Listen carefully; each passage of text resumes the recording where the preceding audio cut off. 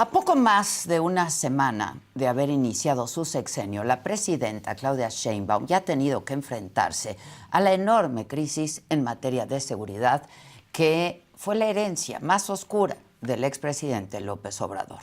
La administración entrante recibió un país desgarrado por el dolor, por la violencia y sin una estructura adecuada para combatir al crimen organizado. Tan es así que en la primera semana del gobierno se registraron 566 asesinatos. Han sido muchos los episodios de violencia que se han acumulado en estos días. De entrada, en Culiacán continúa la guerra sin cuartel entre los Mayos y los Chapitos por el control del cártel de Sinaloa. Y esto ha generado que ya sean normales los bloqueos, las balaceras, las narcomantas y los cuerpos que dejan en las calles los criminales, como los 5 cadáveres con señales de tortura que fueron aventados en la calzada Heroico Colegio Militar al sur de Culiacán apenas el pasado 3 de octubre. Sin embargo, el caso de violencia, quizá el más visible, fue el homicidio contra Alejandro Arcos Catalán, una historia de terror, cuyo cuerpo fue encontrado decapitado en una camioneta a menos de una semana de haber rendido protesta como alcalde de Chilpancingo, la capital de Guerrero. Y de acuerdo con varias versiones periodísticas, Arcos Catalán había acudido a reunirse con representantes del grupo delictivo Los Ardillos. Este crimen ocurrió 3 días después del asesinato del secretario de gobierno del mismo municipio, de Francisco Gonzalo Tapia. Y el 28 de septiembre fue ultimado Ulises Hernández Martínez, quien se perfilaba para asumir la Secretaría de Seguridad Pública, lo mismo, del municipio de Chilpancingo. Por si fuera poco, ante el escepticismo de algunos sectores de la población por el traspaso de la Guardia Nacional a la Sedena en Chiapas, elementos del ejército dispararon hace una semana contra un camión con migrantes, dejando un saldo de 6 muertos y 10 heridos. Y aunque la presidenta informó que ya había orden de aprehensión contra los militares que abrieron fuego, la realidad es que este episodio hizo crecer el escepticismo en la capacidad de las Fuerzas Armadas para llevar a cabo labores de seguridad sin cometer y caer en abusos de fuerza ni violaciones a los derechos humanos. En este contexto que por momentos pareciera rayar en la ingobernabilidad de algunas regiones del país, provocó que ayer, en su primera aparición en una conferencia de las mañanas, Omar García Harfuch, secretario de Seguridad, haya dado a conocer el Plan Nacional de Seguridad, que según informó, se divide en 4 grandes ejes.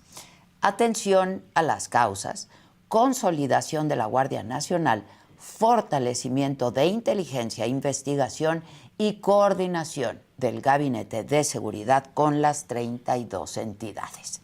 Y aunque a algunos especialistas en esta materia, en materia de seguridad, les haya preocupado que la presidenta haya declarado que no va a regresar la guerra contra el narco de Calderón y que se continuaría con la estrategia que inició el gobierno de López Obrador, la realidad es que, cuando menos en apariencia, ya se terminaron los tiempos en los que la estrategia de seguridad se resumía en la desafortunada frase, que más bien parecía de mercadotecnia: abrazos, no balazos para los criminales. Y prueba de ello es que la presidenta también anunció que en los primeros 100 días de su administración trabajará para disminuir la incidencia delictiva de alto impacto en los 10 municipios más peligrosos del país, que concentran una 1/4 parte de los homicidios dolosos vinculados a la delincuencia organizada. Complementariamente, la presidenta prometió combatir la violencia que azota 12 de los 124 municipios del estado de Chiapas. También se dio a conocer el diagnóstico de los 10 grupos delictivos que tienen más presencia en el país, de los cuales el cártel de Sinaloa y el cártel de Jalisco Nueva Generación son los que dominan mayor territorio, porque sumados tienen presencia en 23 estados de la República. Por otra parte, como parte de este mismo plan emergente, el gobierno federal se comprometió a combatir la extorsión a limoneros en Michoacán. Y además ayer mismo, Omar García Harfuch se trasladó personalmente hasta Culiacán, donde no solamente se reunió con Rubén Rocha Moya, el gobernador del estado, sino que por instrucción presidencial salió a recorrer a pie las calles de Culiacán, haciéndose presente en la zona que concentra el conflicto y enviando un mensaje, el mensaje de que la autoridad llegó al territorio, que hasta ahora parecía gobernado por los criminales. García Harfuch también se reunió con la gobernadora entrante de Guanajuato, con Livia Denis, con la cual dialogó para atender la inseguridad que, por desgracia, lastima también a varios municipios de ese estado. Así que, pese a la gravísima situación de inseguridad que se vive en el país, pues es sin duda un buen síntoma que en la primera semana de esta administración haya un reconocimiento de la crisis de violencia que vive el país. Y a diferencia de lo que ocurrió con López Obrador, se dibuje un plan para atender la inseguridad.